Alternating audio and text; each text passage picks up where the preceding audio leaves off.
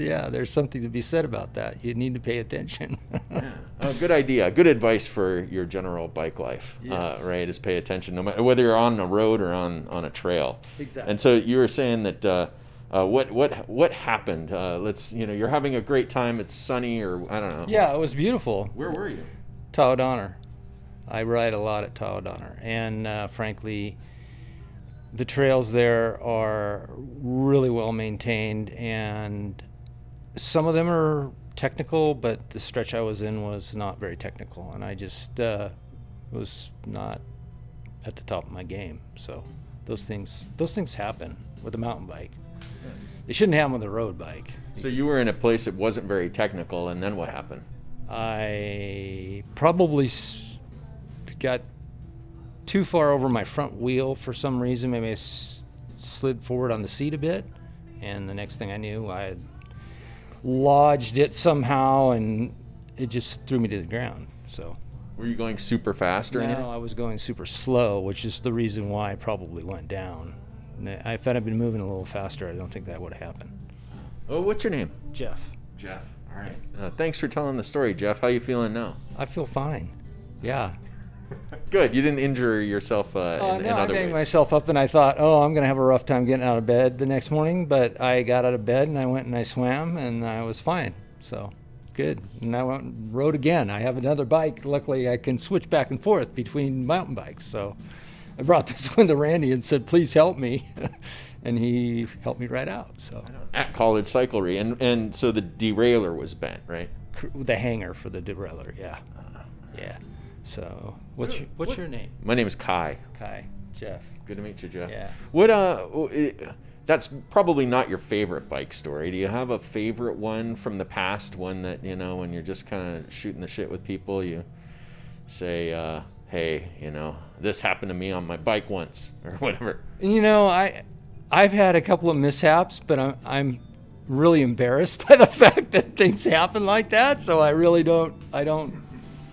Well, let me give you an example. So I got a new bike computer once, and I was looking down at it, and I ran into the back of a car, like a parked car, right? And that's embarrassing, isn't it? Yeah. There you go. There you go.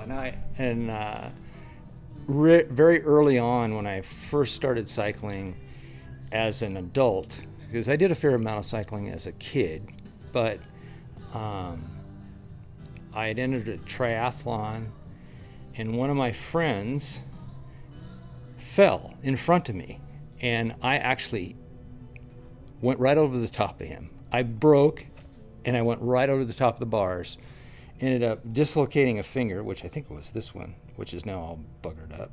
But I think I felt it pop when I just shook your hand right now, Jeff. So at any rate, that was embarrassing, right? And then I couldn't even complete the race because I was bloody and he was a mess, and I think he got up and actually rode away, but I had to go to the ER and have them x-ray my finger because they thought it might be an open fracture. So you're thinking that you could have made a different choice, I guess. Oh yeah, I could have not been following him as closely, and that was a big lesson learned for me very early on, is that if you're racing and you're going hard, it's one thing to be a very, very good crit rider, and typically triathletes are not. So that's something that I don't do. All right, excellent. Any other stories that kind of come to mind? No. I was doing a triathlon, it must have been like 4 years ago or something like that, and a deer ran out in the road, and a woman hit the deer up there in Tawadonner. Oh my goodness. Yeah, that's awful. It's you hear about people in cars hitting deer all the time, but rarely on a bike. Yeah, and I think, wildlife there are not as wild. They're probably not as afraid of humans as they should be, so that's probably why the deer was out in the road when there were people in proximity, right? So that makes a difference. It ran out in the road, like right in front of her. Yeah, it was probably being spooked by a dog. So deer, dogs, they don't mix very well. So. Huh. Excellent. What do you do when you're not riding your bike? I'm a forester. Oh, very nice. Retired from the California Department of Forestry and Fire Protection, and now I work as a retired annuitant for Truckee Fire. So does riding your bike help you in your job? Yes.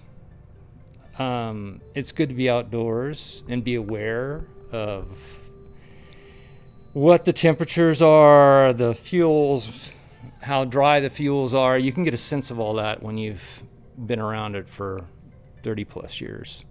And I do truly believe being outdoors over time, year round, really makes you a better applied naturalist. And that's kind of what we think we are as foresters. So Interesting. So you've been gone to work and been like, there's fire danger, and your colleagues are like, no, there's not, and you're like, yeah, no, there is, and they say, how do you know? And you're like, well, I was riding my bike and I saw that there was dry wood. I think that we're all in agreement that we have significant issues today.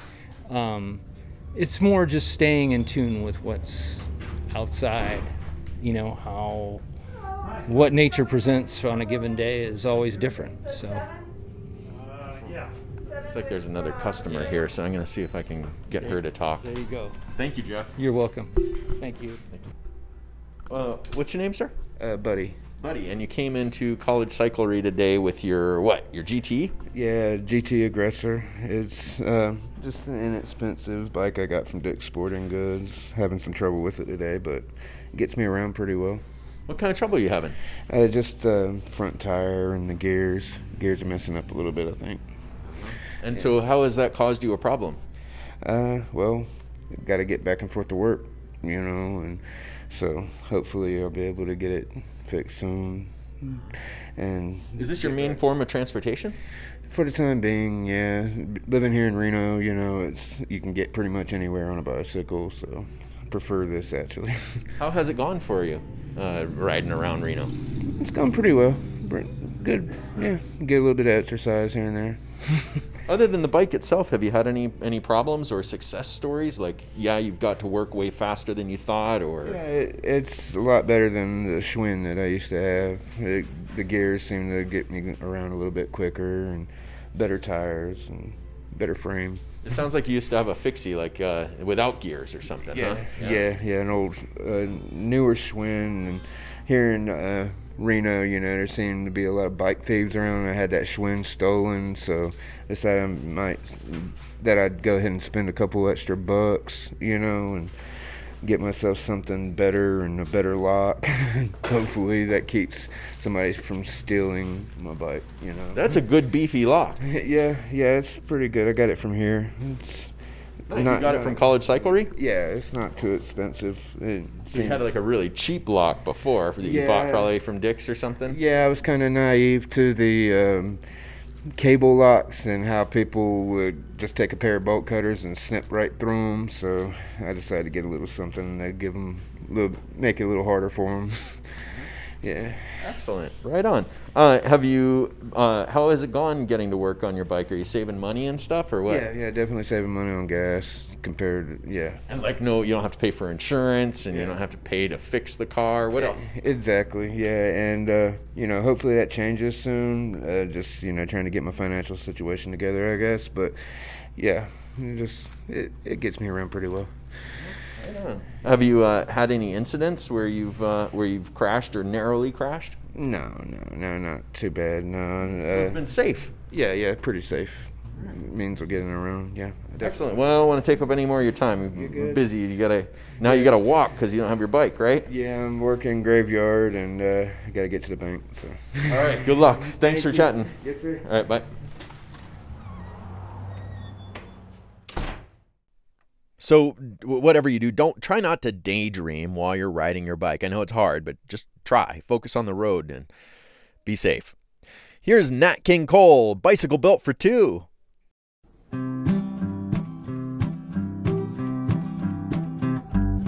Everybody's wondering what they're gonna do. Everything's a mess and folks are feeling blue. If your troubles got you down so much you can't abide, get on that bicycle and ride. Yeah, get on that bicycle and ride. 'Neath the sunny skies or along the ocean side,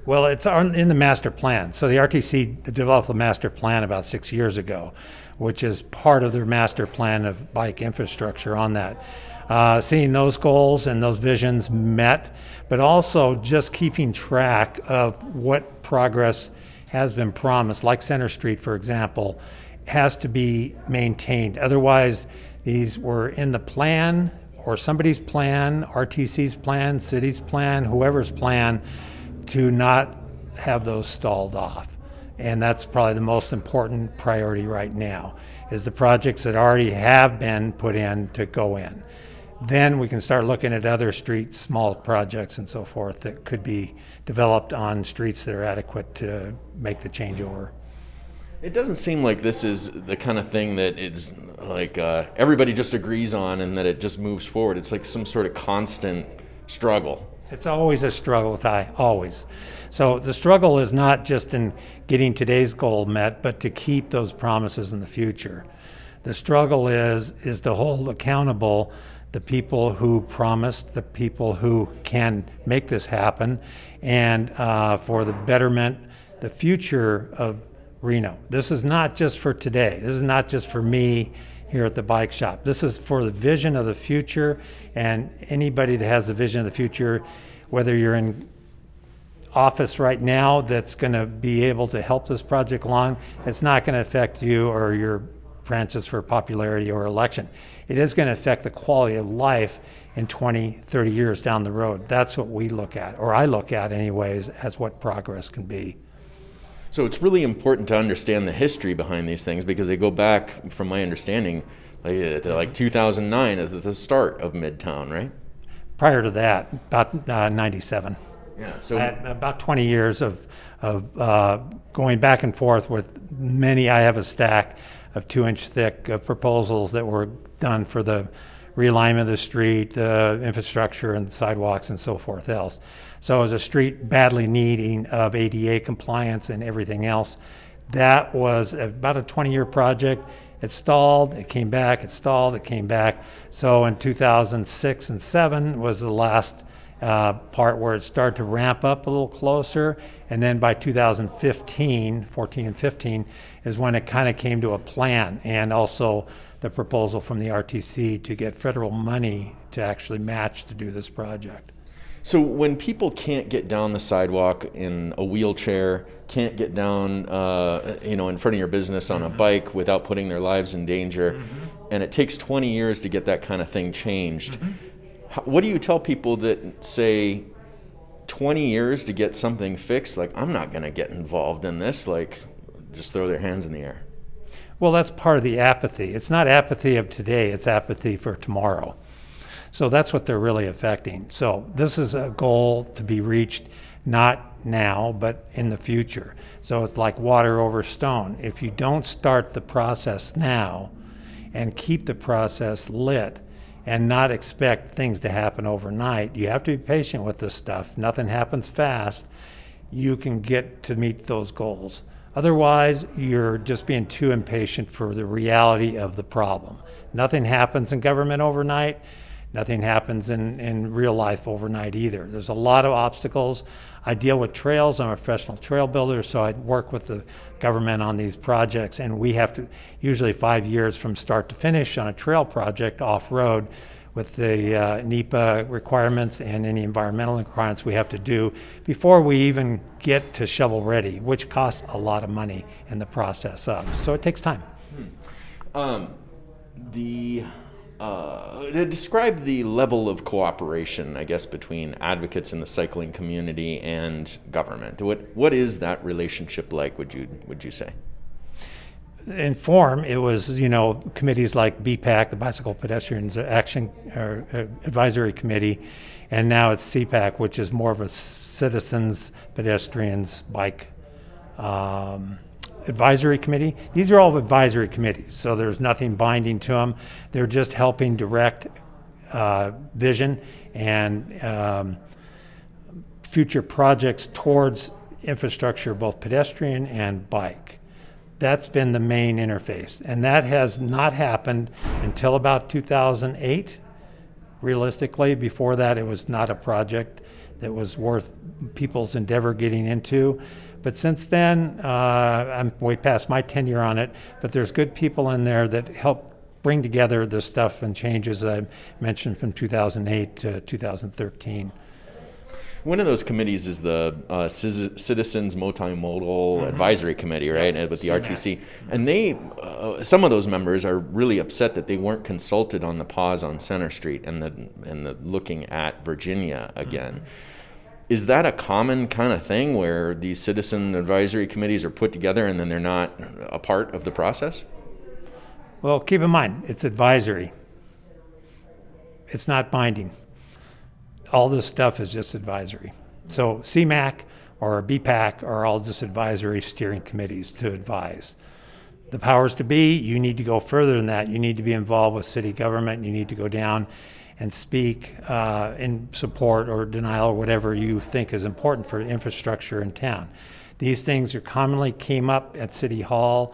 You need to have support for your projects, your interests, and your groups to form, to be mobile enough to say, we're going to come down here, we're going to present what we think it should go. Otherwise, it's very easy to have a meeting when no one shows up and it gets passed through. And what did you do as an organizer to get Center Street put in and to talk about Virginia? What did you do to help organize? Door knocking? What did you do? No, we just formed a committee that was called the Greater Streets Coalition. And then that committee was just a ad hoc committee to get people of interest together to make a great street. And that's the whole idea, both for pedestrians and cyclists. So we formed that ourselves. It wasn't a nonprofit or anything else, and it didn't have a formal structure. It was just a small grouping of people for the similar goals in mind for that. There's no knocking on doors. It's basically us knocking on City Hall every day.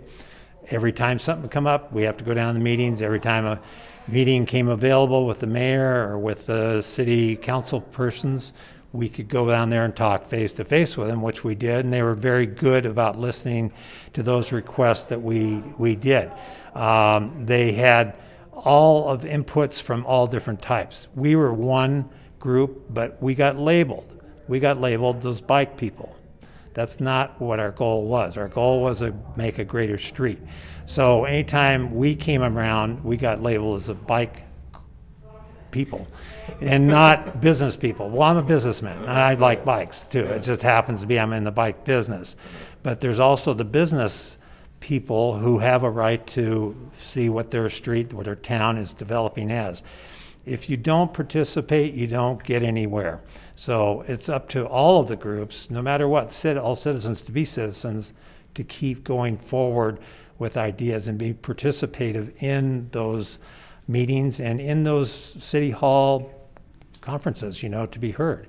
Because they do listen, but it does take a lot of, you know, water over stone.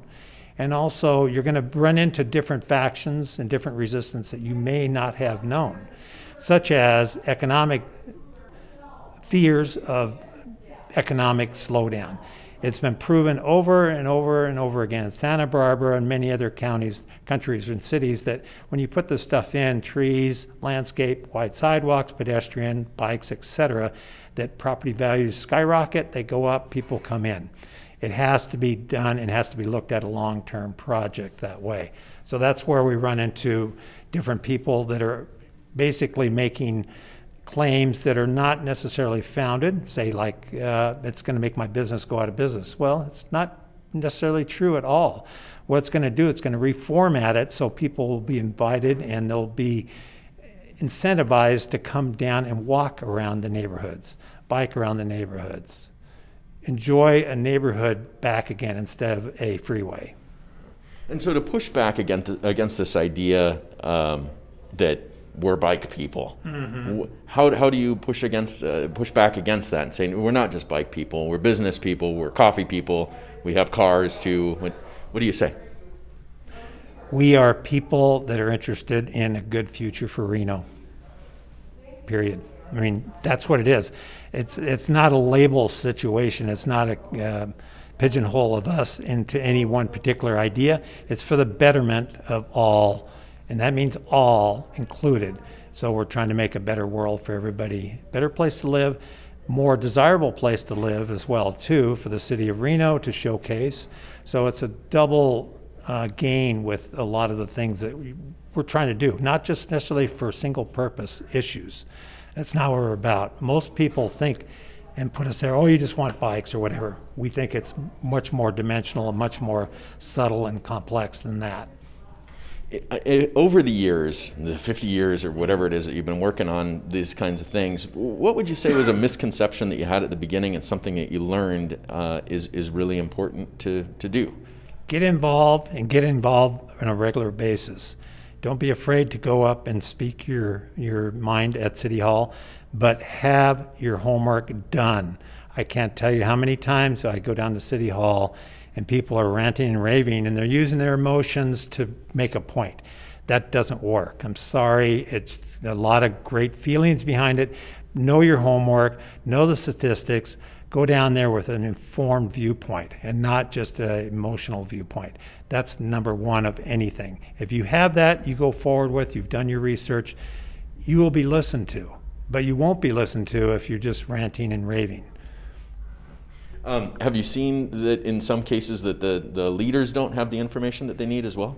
Sometimes. Sometimes it's up to people like who are going down there to put something forward to educate them as well too.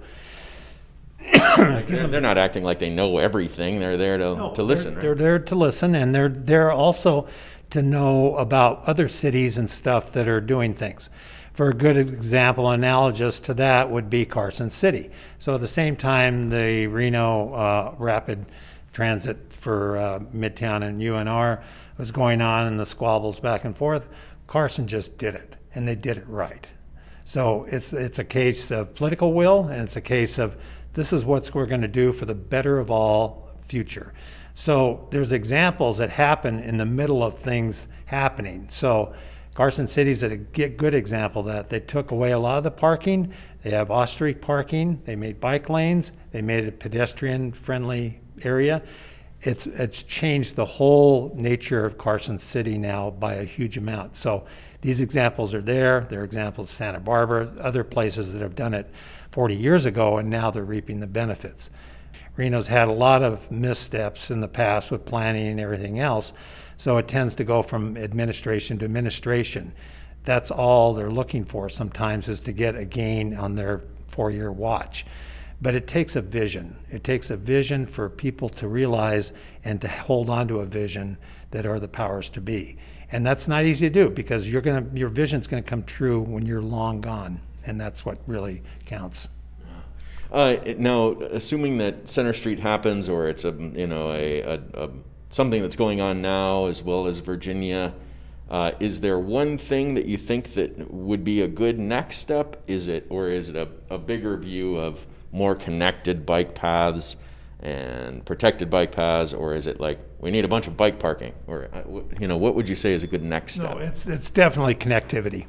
Number one is the connectivity, and that's one thing that has to be done because things start and stop regularly, and to have connectivity is key.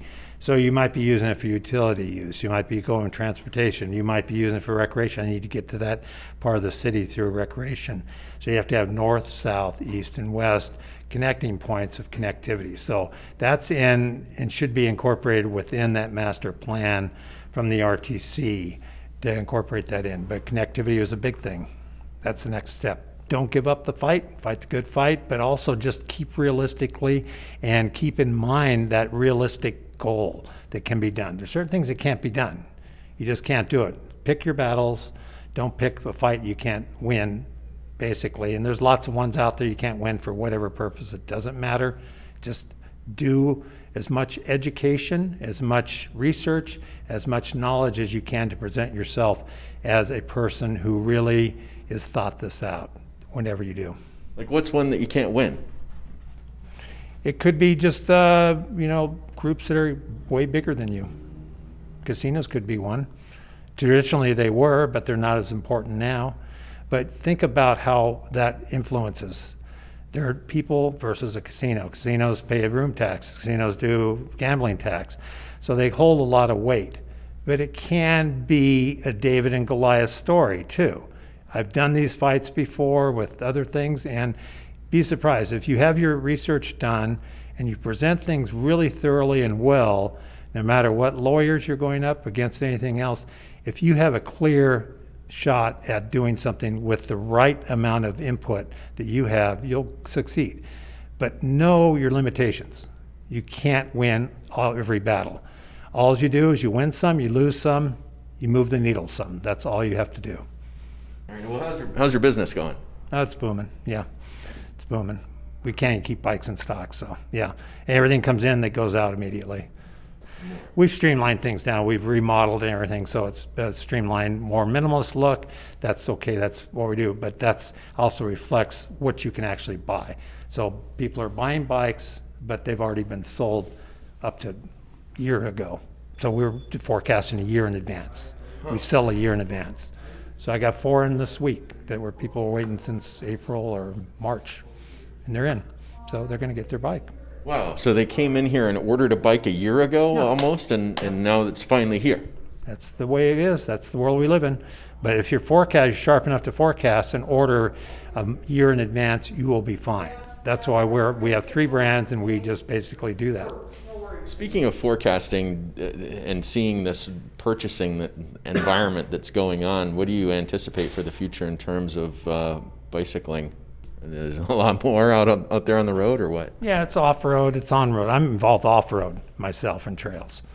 So that's kind of where I work on the most, but I will switch my duties to whatever comes up, like this particular project with Center Street. I think deserves the attention. But I also work in the Eastern Sierra professionally as a trail builder and with other organizations, Tahoe Rim Trail, everybody, Tampa, everybody. Yeah. I've heard that what's being built on Peavine is world-class. They're built by... Well, we like to think so, right, but it takes hard work. Like I say, we just got a $45,000 grant that we just got approved. That's strictly for scoping environmental work. It has nothing to do with building a trail. But we have to do that to satisfy the NEPA requirements for the Forest Service and everything. So when we go in there with a trail plan, we go, this is what we want to get approval on. Then we have to raise, $150,000 in grants and funds to get the trail built. So it takes years, generally 4 to 5 years is average. Some stuff comes sooner, some later, but the way it is now with the Forest Service tied up, it comes later. So 5 years is a good number.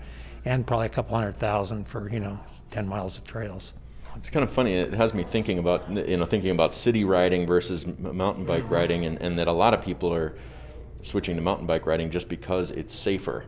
Mm-hmm. They'd like to be out on the road, right, but they're not because it's not safe. And that's why people ride mountain bikes. That's why I do too.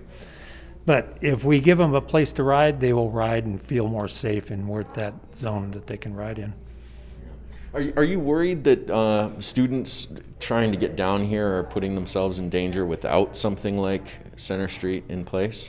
Well, there's nowhere to ride, so you make it up. It's the Wild West. So whatever route suits your housing or point A to point B is fine, but to have something that's the solid, I can go this way, either north or south, is kind of a safety net for people who want to use that as a connecting point, maybe to Virginia Lake, maybe to UNR, or maybe to the bike path.